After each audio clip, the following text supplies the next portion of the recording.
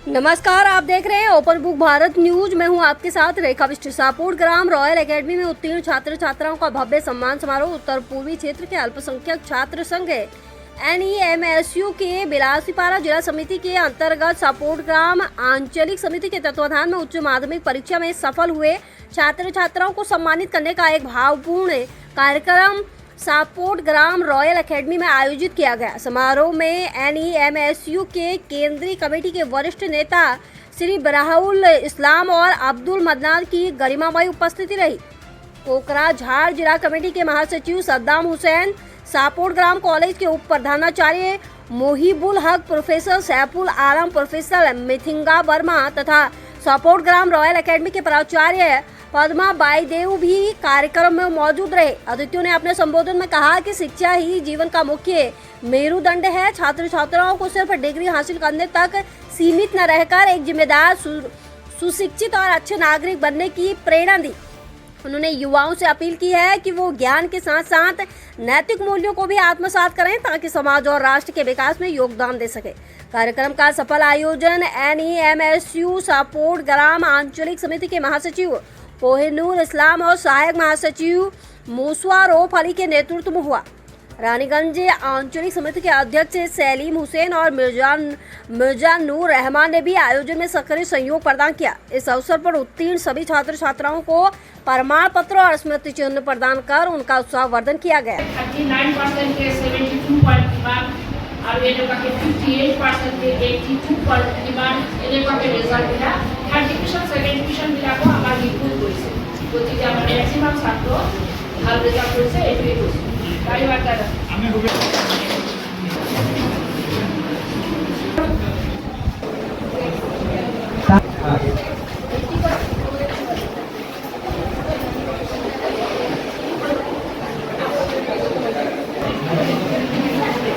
Begum academy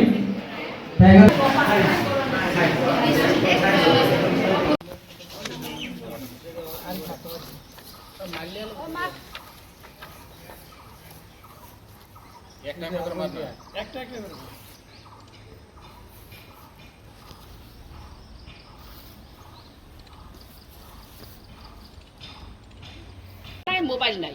ধন্যবাদ আপনাকে ধন্যবাদ। আমি আরো কলেজে ভৱিষ্যতে অধিক উৎসাহেৰে আগুৱাই যাব বুলি যিসকলৰ আশা আৰু আমি তোমালোকক লৈয়ে আমাৰ এই দেশৰ সপোন দেখোঁ আমি। গতিকে সঁচাকৈ ভাল লগা এক মুহূৰ্ত। ইতিমধ্যেও আমাৰ মঞ্চত বহু কেইজন বক্তাই তেখেতসকলৰ মূল্যৱান ভাষণ প্ৰদান কৰিছে। মই বিশেষ শুনিব পোৱা নাই, এয়া মোৰে দুৰ্ভাগ্য বুলি ক'ম। যিয়ে নহওক, মৰমৰ ছাত্ৰ ছাত্ৰীসকলৰ উদ্দেশ্যে মই দুই এষাৰ কথা ক'ম। কৰিছে তেওঁলোকক সম্বৰ্ধনা দিব লাগে। নেমছুৱে যি পদক্ষেপ লৈছে ইয়া ধন্যবাদৰ বিষয়, কাৰণ আমাৰ ছাত্ৰ ছাত্ৰীসকলক আমি একো দিব নোৱাৰিলে এখন গামোচাৰে যদি আমি সম্বৰ্ধনা জনাওঁ, মই ভাবোঁ এইটো ছাত্ৰ ছাত্ৰীৰ কাৰণে এটা এনকাৰেজ হ'ব, এটা উৎসাহ হ'ব আৰু সেই উৎসাহে হয়তো তেওঁলোকক ভৱিষ্যত জীৱনত আগবাঢ়ি যোৱাৰ ক্ষেত্ৰত এক অনুপ্ৰেৰণা হিচাপে কাম কৰিব। যেতিয়া সকলোৰে মাজত আমাৰ কোনো ছাত্ৰীক বা কোনো ছাত্ৰক যেতিয়া গামোচাৰে সম্বৰ্ধনা জনোৱা হ'ব, তেওঁ আজি হয়তো এইটো ফিল কৰিব যে মই যাতে গোল্ড মেডেলটো ল'ব পাৰোঁ, তেনেকুৱা এটা উৎসাহ তেওঁলোকৰ ভিতৰত আহিব আৰু এই উৎসাহে মই 2021 চনৰ পৰা সাপোৰ্ট গ্ৰাম ৰয়েল একাডেমিৰ মই প্ৰিন্সিপাল পোষ্টত আছোঁ। ইয়াতে কলা আৰু বিজ্ঞান শাখা চলি আছে। প্ৰতি বছৰৰ দৰে এই বছৰো আমাৰ বহুত ভাল ৰিজাল্ট হৈছে। বিজ্ঞান শাখাত 100% পাছ আৰু প্ৰতিটো ছাত্ৰ ছাত্ৰী ফাৰ্ষ্ট ডিভিজন, মেক্সিমামে সিহঁতে লেটাৰ লগতে ষ্টাৰ মাৰ্কছ কেইবাজনো পাইছে আৰু first division, second division, third ডিভিজনো নাই, ফেইলো নাই। আৰু আমাৰ ছাত্ৰ ছাত্ৰীবিলাকে খুব কম নম্বৰ পায়, কিছুমানে ছেকেণ্ড ডিভিজন পায়ো আমাৰ বিজ্ঞান শাখাত পঢ়িছে। ছেকেণ্ড ডিভিজনবিলাকো আমাৰ ফাৰ্ষ্ট ডিভিজন পাইছে। গতিকে আৰ্টছ শাখাত আমি 92% পাছ কৰিছে আৰু তাৰে ভিতৰতে 33% গ্ৰেছ মাৰ্কছ লৈ ইয়াতে আহি ভৰ্তি হৈছিল। সেই ল'ৰা ফাৰ্ষ্ট ডিভিজন লেটাৰ আৰু 62% লৈ পাছ কৰিছে। যিবিলাক ছাত্ৰ ছাত্ৰীয়ে ভাল ফলাফল দেখুৱাইছে আপুনি কি জনাব, আপোনাৰ ফালৰ পৰা কি জনাব? ভাল হৈছিল মানে পেৰেণ্টছ আৰ দি ছেকেণ্ড মাদাৰ অৰ ছেকেণ্ড পেৰেণ্টছ আমাৰ পিতৃ মাতৃৰ নিচিনাকৈ শিক্ষকসকলে সমান পৰিমাণে সন্মানৰ যোগ্য। কাৰণ পিতৃ মাতৃসকলে অকল জন্ম দিয়ে ক্ষান্ত থাকে, কিন্তু জীৱনৰ চলাৰ কাৰণে ভৱিষ্যতৰ কাৰণে যি কলা কুশলতা সেইটো শিকায় শিক্ষক। গতিকে মই চেষ্টা কৰোঁ নিজৰ ল'ৰা ছোৱালীৰ দৰে মই সিহঁতক জ্ঞান কৰোঁ আৰু সিহঁতক সদায় মৰম চেনেহ কৰি লগতে মই অন্যায় কৰিলে কিন্তু মই যথেষ্ট কাৰা, অন্যায়ৰ কিন্তু কোনো ক্ষমা নাই। ধন্যবাদ গতিকে আপোনাক। আমি পিঢ়ি এনেকুৱাকৈ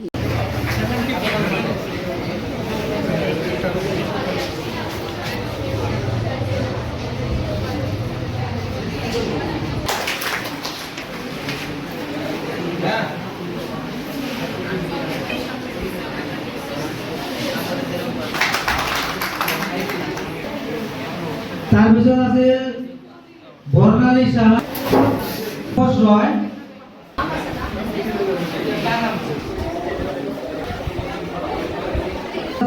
ৰাজশ্ৰী দেৱী, তাৰপিছত আছিল চন্দনা দেৱী।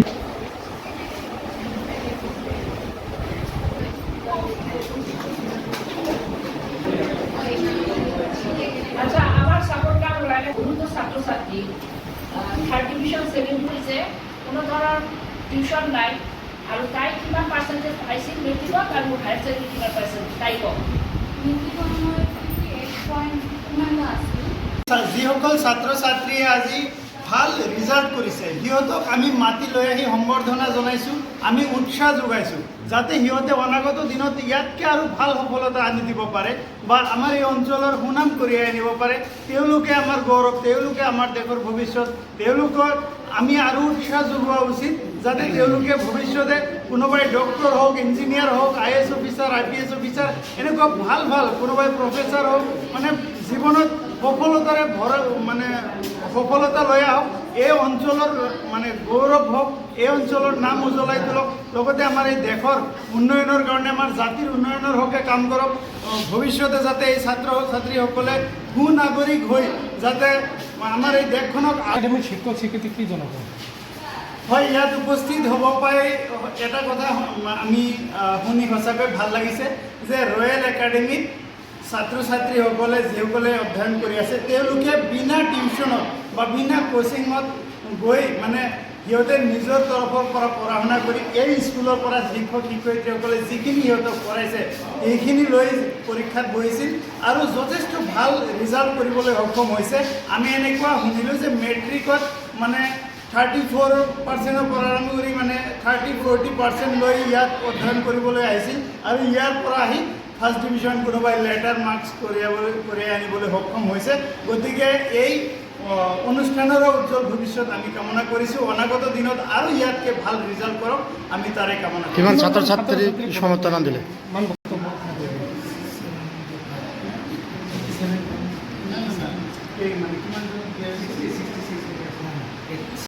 মই ইয়াত উপস্থিত আমাৰ Sapargaon royal academy principal ma'am, president sir, লগতে শিক্ষক শিক্ষয়িত্ৰীসকল আৰু এই অনুষ্ঠানত উপস্থিত হোৱা অতিথিবৃন্দসকল আৰু মোৰ মৰমৰ সহপাঠীসকল, পোনপ্ৰথমে মই সকলোকে এই সম্বৰ্ধনা অনুষ্ঠানত শুভেচ্ছা জ্ঞাপন কৰিছোঁ আৰু মোৰ তৰফৰ পৰা শ্ৰদ্ধা জ্ঞাপন কৰিছোঁ। মই ইয়াত মোৰ বিষয়ে দুই এষাৰ ক'বলৈ ওলাইছোঁ আৰু মোক ইয়াত ক'ব চান্স দিয়াৰ বাবে মই সকলোকে ধন্যবাদ জ্ঞাপন কৰিলোঁ। মই পোনপ্ৰথমে মোৰ এই আজিৰ ৰিজাল্টৰ বাবে পোনপ্ৰথমেতো মোৰ মা দেউতাক ধন্যবাদ জ্ঞাপন কৰোঁ। তাৰ পিছতে অৰ্থাৎ দ্বিতীয়তে বিদ্যালয়ৰ শিক্ষক শিক্ষয়িত্ৰীসকল। যদি শিক্ষক শিক্ষয়িত্ৰীসকলে ভালদৰে আমাক নপঢ়ালেহেঁতেন তেনেহ'লে আজি এই ঠাইত মই উপস্থিত হ'ব নোৱাৰিলোহেঁতেন। সাপৰগাঁও ৰয়েল একাডেমীতে লোৱা ভাল হ'ব।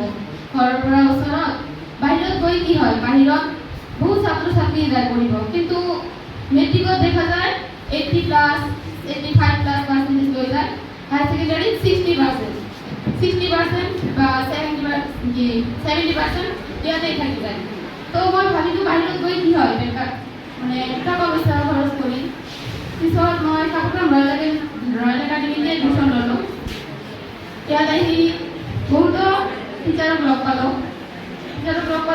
ফাৰ্ষ্ট ইয়াৰৰ পৰাই পঢ়ি আছোঁ ইয়াত টিচাৰসকলে মানে বহুতো গুৰুত্ব দিয়ে ছাত্ৰ ছাত্ৰীসকলৰ পঢ়া শুনাত সকলে আমাৰ বাবে বহুত কষ্ট কৰিছে আমি যেনেকুৱা প্ৰতিদিন স্কুলত আহোঁ কিবা ঘৰত যদি প্ৰগ্ৰামো থাকে বা কিবা ফাংচন থাকে স্কুলত যেনেকৈ আহোঁ আমাৰ যে এটা দায়িত্ব থাকে যে আমাক কৰিব লাগিব আমাৰ পৰীক্ষা আছে ছাত্ৰীসকলৰো ঠিক তেনেকুৱা তেওঁলোকে হয়তো ঘৰৰ কিবা অসুবিধা বা কিবা ফাংচন পাৰ্টি এইবিলাকত নগৈ আমাক পঢ়োৱাৰ বাবেই আহে অকল আমাক পঢ়োৱাৰ বাবে কিয় আমাৰ যাতে ৰেজাল্টটো ভাল হয় তো আমাৰো এটা দায়িত্ব থাকিব লাগে ছাত্ৰীসকলে আমাৰ বাবে ইমান কষ্ট কৰি আছে আমাকো অলপ মানে যোগদান দিব লাগিব তাত আজি আমাকে মই দেখোঁ আমাৰ তুলসীবিল অঞ্চলৰ এইফালে এটা হস্পিটেল আছে হস্পিটেলটো 11-12 এনেকুৱা টাইমত খোলে কিন্তু তাৰ আগতে তাত যদি কিবা এটা মানে ইমাৰ্জেঞ্চি থাকে কোনো পেচেণ্ট থাকে